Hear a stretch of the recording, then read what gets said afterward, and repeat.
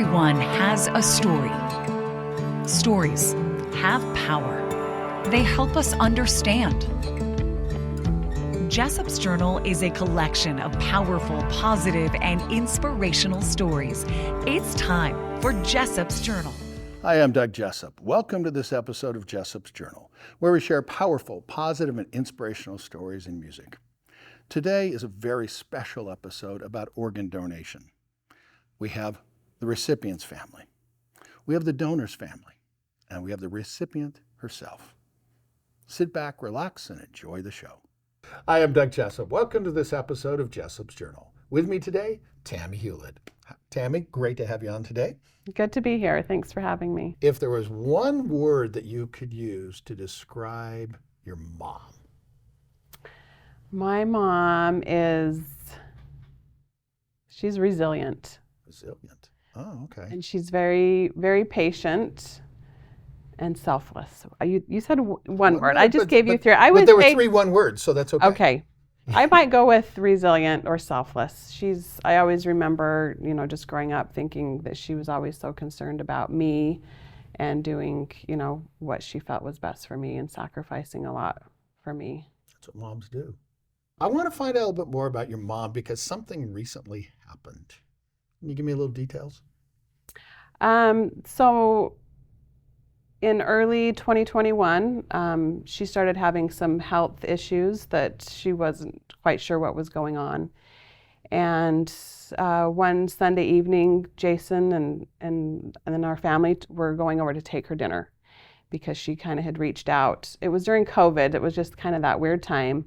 Our whole family had COVID, so we were quarantining. And at that point in, early January, she started calling me saying, just some weird health issues were happening with her and she wasn't sure. And I felt helpless because I couldn't really come to her aid because we were in quarantine. And as soon as our quarantine was over, we took her dinner that night on a Sunday evening. And a family member had stopped in. One of my sister's sister-in-law, who's an ER doctor, had checked in on her that day and had been there just previous to us getting there and told my dad, you need to get her to the ER as soon as possible.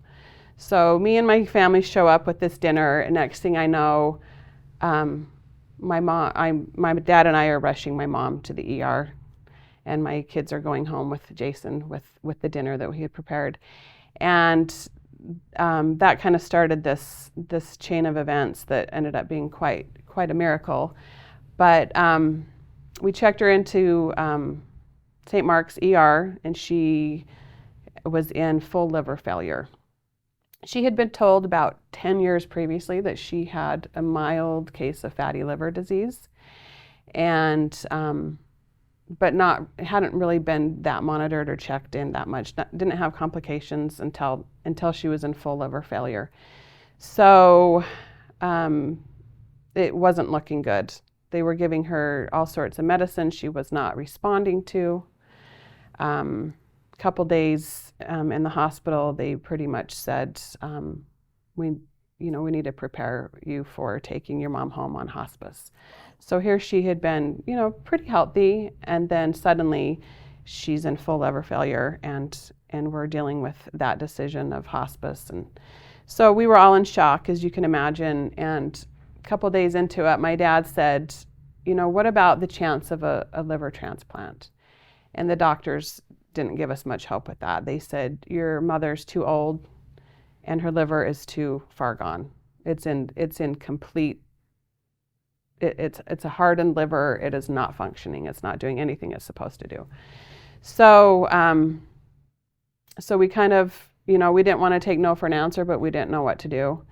And luckily, again, my sister's sister-in-law, who is an ER nurse, she worked at that hospital. And I think she made a couple phone calls. The next morning, suddenly, they're coming to us saying, IMC is willing to look at your mom to see if she could possibly be a good candidate for a liver transplant. Do you want to proceed with this? And, we're going to do everything we can possibly do. We're not going to pass up that opportunity, even though it didn't look that promising, and the doctors were not giving us much hope. They said, we need to know right now. They have a bed available, and if you want it, we need to jump on it. So we said, of course, let's get her there. So next thing we know, she's been taken by ambulance to IMC to be looked at by the liver team and to be worked up for, checked out for organ, liver, see if she could be on the liver list to receive an organ. And she made a great turnaround there. They rehabbed her there. They got her moving and walking. And all of her tests were coming back good. All of her other organs were fine. Her heart was fine. Everything was checking out. So we had a little bit of hope until she had been there about a week. And suddenly we received a call that her insurance was not accepted by IMC. Oh, goody. Right. Okay, yeah. So a little bit of a setback. They transferred her then to the University of Utah and started all over with all of the testing. And we were there for probably a week and a half to 2 weeks. Her health, going up and down. She ended up passing again all the tests for her other organs, looked healthy, and it was looking a little bit promising that she might be able to be on the organ donation list until she ended up in the ICU. And her every day was kind of touch and go. One day she was rallying, she seemed, like she was aware and knew us. The next day it was kind of blank stares. Her brain was filling with ammonia from the liver, not processing, and she was filling up with ascites, fluids. They were draining her, then she'd fill right back up. So anyway, she ends up in the ICU, and I remember that day they put ports in her neck. Like, it just wasn't looking good. And I left her that day on a Tuesday. We were taking turns again during COVID. Only one of us could be with her per day. And I left her on a Tuesday, and my sweet friends who rallied around me so much during that time, they were bringing my family dinners, they were checking in on us, they were just an amazing support system. They had contacted me and said, you need a break, we're getting you out. We are taking you skiing for the day. So that was a Tuesday, I saw my mom last on a Tuesday, and I remember calling my sister from the parking lot and just sobbing and saying, I don't know if I'm going to see her again. She didn't even know my name. She wasn't recognizing me. So my sister went in with her on Wednesday, and that Wednesday just happened to be Ash Wednesday. And that was the first day that, because of COVID, it was the first day that clergy was allowed back into the hospital rooms. And my sister sent me this sweet picture of she and my mom together. That a pastor had come by the room and offered a blessing and asked if they could put ashes on their foreheads. And so I've got this picture of my mom and my sister with these ashes that look kind of like an angel wings. It was really sweet. And then that night, some other missionaries came in and offered a blessing on my mom, and we were just like, bring it on, anything we can get, we need a miracle. And so that was Wednesday night, and then I was going skiing. My friends picked me up that morning. We were headed up skiing for the day, and I got a call from my sister, and she said, I just talked to Dad, and he said that Mom called him this morning at about 5 a.m. and wanted to know where he was. And I said, oh, I don't think that happened. He was probably dreaming, or I'm not sure, but that's bizarre, because when we left her, her bags were packed in a closet somewhere. She was in the ICU, unresponsive. So she said, I'm going to call Mom and see. So she called her, and my mom answered the phone. And we were just shocked that suddenly, she was with it enough that she knew how to tell the nurse to get her phone out of the closet. She knew her passcode to unlock her phone, and she was making phone calls. And so we were shocked. And that day, my mom rallied. That Thursday that I was gone skiing and my sister was there with her, she rallied. And in fact, that night, my sister Heidi called me and said that she had heard from the transplant coordinator, Amber, and she had said, just in that one day, they started running all the tests again on her heart and to see how everything, her kidney function, and everything checked out fine. And they said, your mom, in all that week, they were working her up to be on that list, and they had said, everything's looking good. And again, this Thursday, they had run those necessary tests and said, everything's looking good. We're just waiting on insurance approval. So she was not on the list at this point, on the transplant list. And so that night, my sister left, and she was hopeful that she had heard from the transplant coordinator that she was checking out okay, but she was devastated as well, just not knowing, what was going to happen. So that next morning, Thursday or Friday morning, I wake up to a text from one of my best friends, Jenny Thompson, and she had devastating news that her mom, who on our way skiing the previous day, or on our way home from skiing, she had called Jenny and, she put her on speakerphone, and we were all saying hello. And tragically that night, her mom, Jeannie, had a severe brain hemorrhage in the night, and she wasn't going to make it. And so she, was sharing the news about that. And in that text, all I remember seeing, after the bad news was, I am going to do everything I can to get my mom's liver to your mom. And I remember just laying in bed and just bawling and just thinking, oh my gosh, sweet Jenny has experienced this, horrible thing with her mother, and she's thinking of me and my mom and trying to do what she can. Of course, she's devastated about her mother, but her thoughts went to my mom and helping my mom. She had met with the organ team, and she heard a word that stood out, and it was liver. And she thought, Diane needs a liver, and if my mom's not going to make it, I'm going to do everything I can to see if my mom could, if we could donate the liver to Diane. And so she put this in the text, and I just remember falling apart thinking, so great. I was so grateful for Jenny for thinking of my mom, number one, and just, that her thoughts had turned to us. And so the miracle kind of started to take place there. She needed, so that morning I went to see my mom, and my mom was being released from the ICU. And I told the doctor, I said, this has happened, and, what are the possibilities? And he just said, be cautiously hopeful. This kind of thing doesn't happen. Everything has to line up perfect. And so suddenly I'm receiving texts from Jenny asking my mom's full name and her birth date, her blood type, and if she's on the list. And I texted her back everything, and that question is she on the list? She wasn't on the list yet. So I called the coordinator, the financial coordinator at the U, and I just said, I told her what had happened. I said, is my mom on the list? She said, no, she's not on the list yet. We're waiting for insurance approval. And I remember just breaking down, crying, and I just said, I need her on the list now.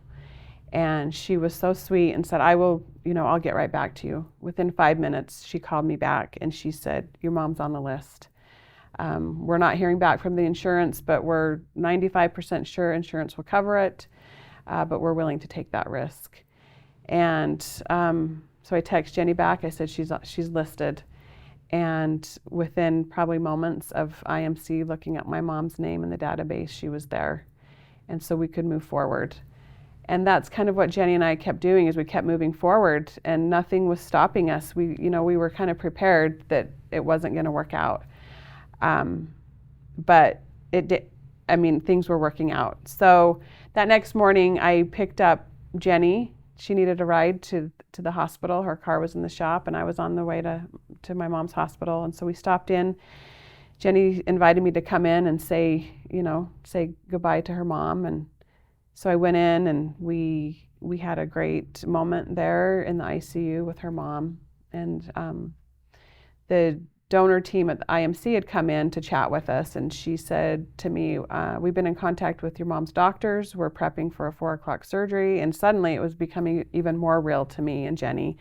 We just looked at each other in amazement. And she also said, what's really amazing about this is that typically over the age of 70, not many organs can be donated except for the liver. And that's only if it's a brain death, which it was exactly what Jeannie had experienced. And so, again, we kept giving this hope. So I left the hospital. I get into the University of Utah's parking garage, and I get a call from my sister, who's kind of hysterical, saying, Mom's being prepped for surgery. Like, this is happening. I rush in there, and there's commotion in the room. They're prepping my mom for surgery. And I sat in the OR waiting room with my mom for about an hour, waiting to hear. Still, they didn't know if the liver would, be in the right condition for a transplant. I got to check to see if it's viable. So right. I presume it was viable. It was. Because she's sitting over there. She is. So apparently the surgery went well. It went well. The liver was healthy and beautiful, and the surgery went wonderfully. And yes, it's a true miracle. If there was somebody out there right now that was thinking about being an organ donor, what would you tell them? I would say do it. It makes all the difference. It saved my mom's life, and it's a true gift that you can give even after you've passed on, and it's a miracle. Organ donation is a miracle. I would say be an organ donor. Your story doesn't have to end. As an organ donor, the good in you can live on. In fact, you can save up to 8 lives through organ donation. Sign up to give the gift of life after you're gone. You'll be happy you did. Just maybe, someone else will too. Sign up online today as an organ, eye, and tissue donor at organdonor.gov. It saves lives. Organ transplant is a very emotional deal. We just heard from the recipient's daughter, Tammy Hewlett. It's now time to hear from the donor's daughter, Jenny Thompson. With me today, Jenny Thompson. Jenny, you have an interesting story because we're tying it together with a friend of yours, okay? Who's that friend? Tammy Hewlett. Tammy Hewlett. Okay, so Tammy, we're on the spot here, okay? But there's one major connection between your family and her family. It will be through the eternities. My beautiful, selfless mom donated her liver with a sudden death to her mother, who was very sick and needed an organ. Wow. So let's find out a little bit more about your mom. What was her name? Her name is Jeannie Pock. Okay. So where was Jeannie Pock born? Do you remember all this fun stuff? Yeah, she was born in Florida. Ah. Yep. And was raised a California girl. Oh, really? Was one of those people who didn't care about the limelight. She just cared about serving others. Yeah. She was a great example to us. So obviously, that's your mom. So how many children did your mom have? She had 4. 4 kids. Okay. I'm the oldest. The oldest. Okay. Go ahead and give a shout out to the names. Go ahead. Okay. There's myself, Jenny, and then Carrie, who's 21 months younger. Yeah. Then my brother Alan, Big Al. He's 4 years younger than Carrie. And then Sherry. She was born 2 years after that. If mom was here, okay, yeah. What's something that you think mom would want to be remembered by? Oh, good question. She really just wanted to be remembered as a Christ-like person. Okay. She just really wanted to serve others, and she did. And it's funny, all of us kids, the 4 children, were married except my brother. He was 47 years old, found the love of his life, who was a neighbor when we were growing up. Oh, okay. My parents and her parents, best friends. There you go. They connected a couple of years before, and 1 week before my mom passed, they married. Oh, wow. I think she felt complete. Okay, so what would the great-great-grandchildren and the grandchildren say about Grandma? What was their favorite thing about Grandma? Probably her voice. She sang for the Mormon Tabernacle Choir. Really? Yeah. Yeah. Oh, wow. Really a beautiful soprano. I can still hear her singing when I hear them sing. What do you think her favorite song would have been? Slow Down. It's a beautiful song written by a surfer, of all things. Yeah. And a woman named Sissel picked it up, and she sang actually as a guest from the Mormon Tabernacle Choir a couple of years ago. My mom was obsessed. We watched it all the time. It's such a beautiful song. Wonderful.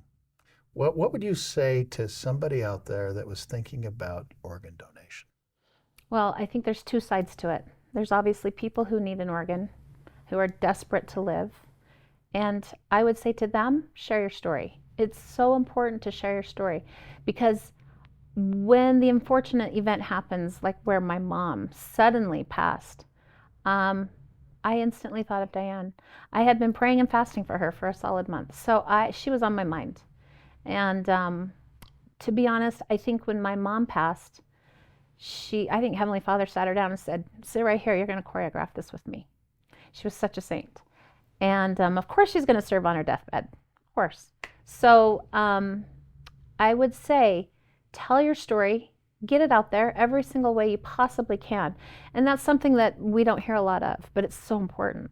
The other side, of course, is the organ donors. I am an advocate, huge advocate of, sign up, register with, is it UtahOrganDonation.org? I don't know, but sign up for that.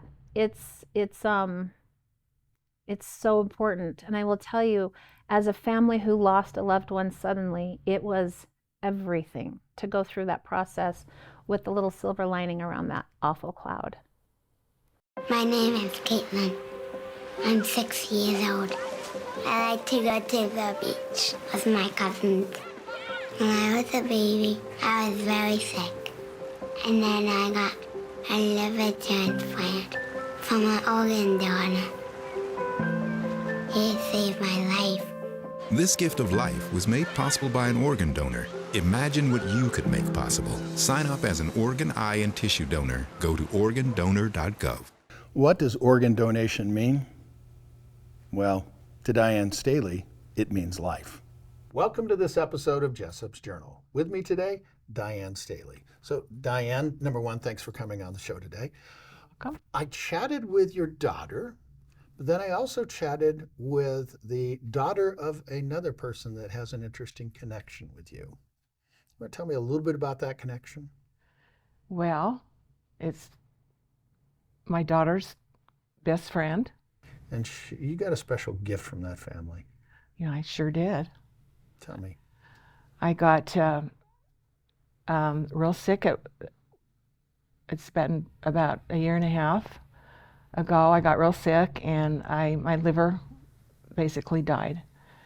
And lo and behold, Jenny's mother had a tragic death one night, and Jenny donated or wanted to have me receive her liver if her mother was not going to make it. And of course, as the story goes, her mother did not make it, and I am here to tell you that I am so grateful for the donor program, and because I am here today to tell you that it was orchestrated by our Heavenly Father and Jenny's mother for me to get this liver. And so far it's been good.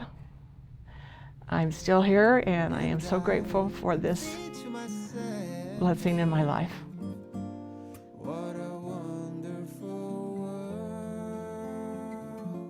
Mi nombre es América y he recibido 2 trasplantes de riñones. La espera para mi segundo riñón fue una espera difícil. No sabía si yo iba a tener otro día con mi familia. Este trasplante son muchos regalos en uno. El regalo más hermoso es que yo puedo compartir el amor de mi familia, aunque sea un día más. Inscríbase hoy mismo y avise a su familia que desea ser donante de órganos, córneas y tejidos. Visite donaciondeorganos.gov.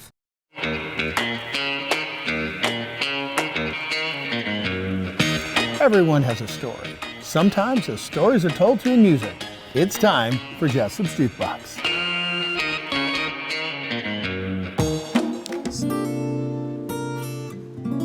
I see trees of green, red see them bloom for me and you, and I think to myself, what a wonderful world.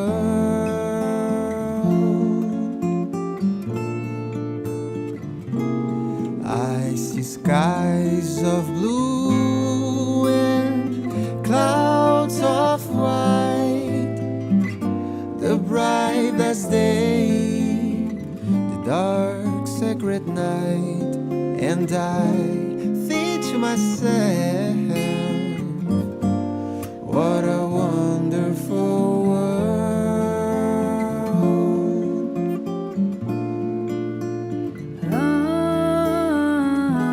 I see trees of green, red roses too.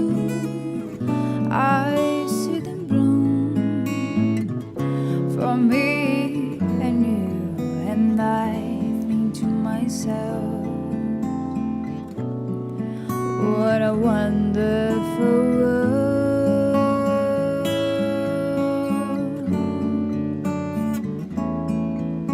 The colors of the rainbow, so pretty in the sky, they're also on the faces of people going by. I see friends shaking hands, saying, how do you do? They really saying, I love you. And now your baby's crying, watch them grow. They learn much more than I ever know, and I think to myself, what a wonderful world.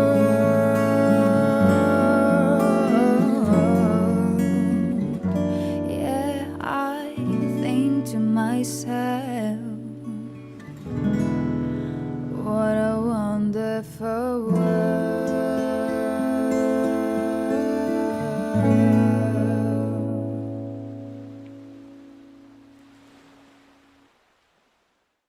What makes you smile? Spry Natural Xylitol mints make me smile. I think it might help you too.